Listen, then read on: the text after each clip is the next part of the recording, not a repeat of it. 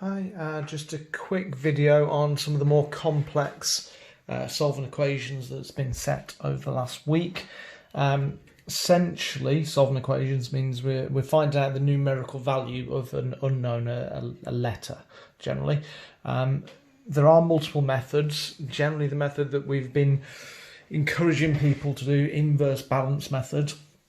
Essentially, with an equation, you have two sides and they're perfectly balanced, like a set of scales. So whatever's on one side is exactly the same value as the other. So in this case, 4x subtract 2 is exactly the same on our scales, it's balanced with 3x add 4. You've done plenty of single-sided equations before where you've only got one letter. In this case, we've got the letters, the unknowns on both sides. We're going to get rid of stuff by taking it away from both sides at the same time. If we do the same thing to both sides, it will then still be balanced, which means the equal sign is still in play. We've got 3x there and we've got 4x there.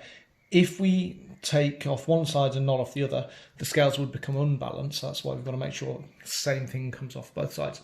So 3x, 4x. I'm going to get rid of the smallest amount of unknowns in this case. Well, 3 is smaller than 4. So I've now got 1x left there. Still got the subtract 2. Still got the 4. So 1x subtract 2 equals 4. And we've now got a single letter.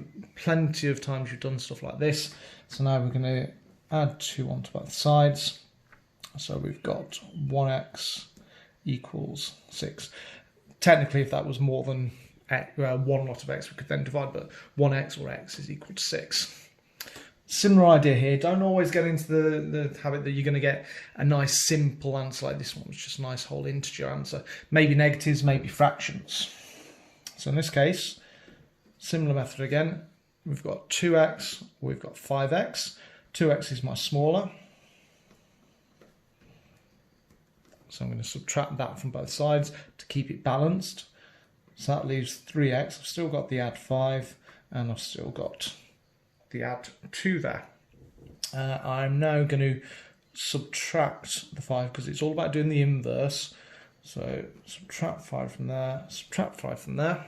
So this time we're going to go into a negative number. So I've got 3x equals 2 subtract 5 is negative 3.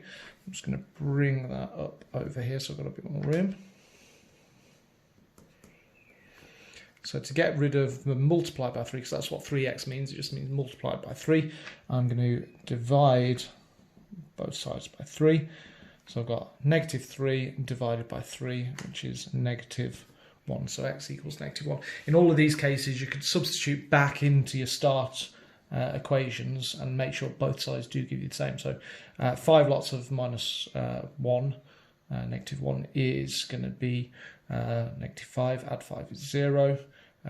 2 lots of that gives me negative 2, add 2 back on, give me 0 as well. This one,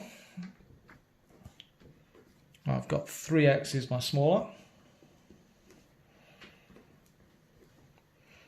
So that leaves me there with 3x. Still got the add 7. Still got the negative 6. I'm now going to have to get rid of the add 7 there. So I'm going to subtract it from both sides. Again, I'm going to come over here to give myself a bit more room. So I've got 3x equals negative 6. Subtract another 7 gives me negative 13. So you should be able to tell from this point, it's not going to give me a nice integer answer. So I'm going to divide by 3 in both cases. So I've got x is equal to negative 13 over 3. You could turn that into a mixed number if you wanted, but that's absolutely fine as your answer in this case. Obviously, if you want to try any of these, just pause the video and kind of work through the solution on your own. We then start bringing in brackets. So generally, if I saw a bracket in an equation, I'd expand the bracket first. Some people would do it in different orders, but I'd like to expand my bracket first. So I've got 4 multiplied by x, because in front of that little bracket there's a little multiplication symbol there that we don't show. So that gives us 4x, add 4 lots of 7, which is 28. So now again, very similar to the ones that we've just done up here, just one extra step with expanding those brackets. 4x or 5x, 4x is my smaller. Just notice I write down every step on both sides just to get the consistency there. So now I've got 28, 5x subtract 4x is just 1x. I've still got the add 8 there. I'm then going to subtract the 8 from both sides. So 20 is equal to 1x. Divide by 1 again would just give you exactly the same. 20 equals x. It doesn't matter if your x is on the right hand side, the left hand side, it's still going to be the same method that you're going to do here. If you prefer, you can then rewrite your answer just as x equals 20. We can then bring in brackets being on both sides. Again, similar idea, we're just going to expand our brackets first. So 3 multiplied by x is 3x, subtract 3 multiplied by 4, which is 12. I've then got 5 multiplied by x, and I've got 5 multiplied by 1. So I've got 3x minus 12 equals 5x, add 5. The 3x is going to be my smaller amount. So now I've got negative 12 equals 2x, because the 5x take the 3x. Now I'm going to subtract the 5 from both sides. So I've got negative 17 equals 2x. Final step, I'm just going to again bring it up here. So negative 17 equals 2x. I'm going to divide both sides by 2. So I've got negative 17 over 2. Again, absolutely fine to leave your answer like that. You can switch around and put x equals if you want, but it's fine having it that way around.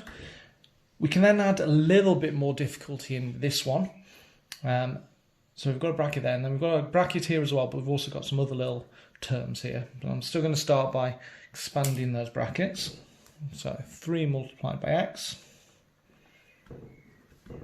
subtract 3 times 3. And I'm then going to expand this one. So I've got 3 multiplied by 7, which is 21, and 3 multiplied by the x gives me negative 3x. Put these other bits back in. So now I've got to do a little bit of simplification on this bit here. So I've got 5x subtract 3x, which is 2x, and I've got 21 subtract 4, which is 17. So 3x subtract 9 equals 2x, add 17.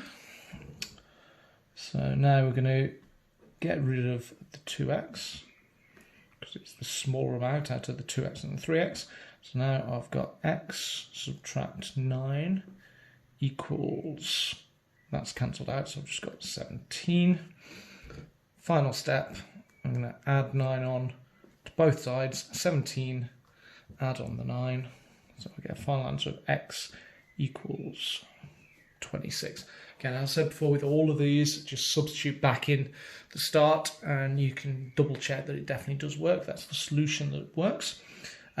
Final type of question, we've now got a little bit of a fraction in there. Just like I said before, I want to get rid of the brackets by expanding them. I'm going to get rid of the fraction aspect of this equation by multiplying, because that's all fraction means. So we've got 2x add 7 divided by 2. So if I multiply that side by 2, I have to multiply the other side by 2 because the equal sign tells me that. So now I've got 2x add 7, multiply this whole right-hand side by 2. So that gives me 10x minus 2. Just be careful not just to multiply the first bit, the whole of that side has to be multiplied by 2. Now, a very similar question to before. 2x is smaller. So I've got 7 equals 10 take away 2, so that's going to be 8x subtract 2. To get rid of the subtract 2, I'm going to add 2 onto both sides. I'm just going to bring it up here. So that gives me 9 equals 8x. To get rid of the 8, because it's x multiplied by 8, I'm going to divide by 8. So my final answer is going to be x equals 9 over 8.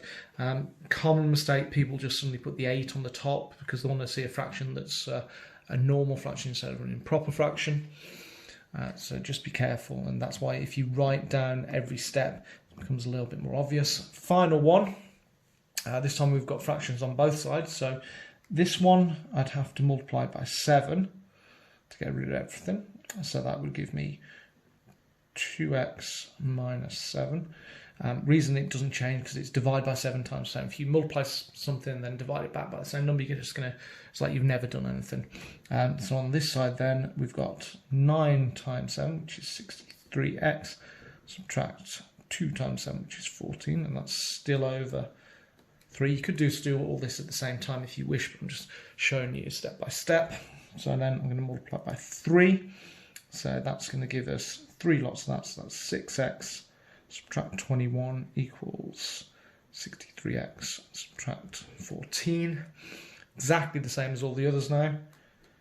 Take 6x off.